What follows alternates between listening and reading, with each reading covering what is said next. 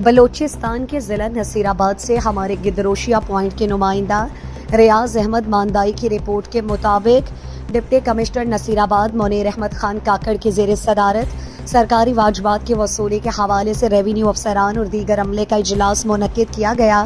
اجلاس میں assistant commissioner چھتر خادم حسین کھوسا، assistant commissioner ڈیرہ مراد جمالی علی شاہ عباسی، تحصیلداران، صدر کانوگو ایریاز کے پٹواری سمیت دیگر عملے نے شرکت کی۔ اجلاس سے خطاب کرتے ہوئے ڈپٹی کمشنر نصیر آباد منیر احمد خان کاکڑ نے کہا کہ سرکاری واجبات کی وصولی کو یقینی بنانا ریونیو کے افسران اور دیگر عملے کی اولین ذمہ داریوں کا حصہ ہے۔ اسسٹنٹ کمشنرز پر لازم ہے کہ وہ سرکاری واجبات کی وصولی کے حوالے سے گہری نظر مرکوز رکھیں اور اجلاسز منعقد کر کے تمام تر تفصیلات کو مجمع کریں۔ سرکاری واجبات کی وصولی میں غیر تسلی بخش کارکردگی کا مظاہرہ کرنے والے عملے اور دیگر افسران کے خلاف کوئی نرم گوشہ نہیں رکھا جائے گا۔ اشرابیانہ جمع نہ کروانے والے کاشتکاروں اور زمینداروں کے خلاف کارروائی عمل میں لائی جائے۔ مایوس کارکردگی کا مظاہرہ کرنے والوں کے خلاف محکمانہ کارروائی عمل میں لائی جائے گی۔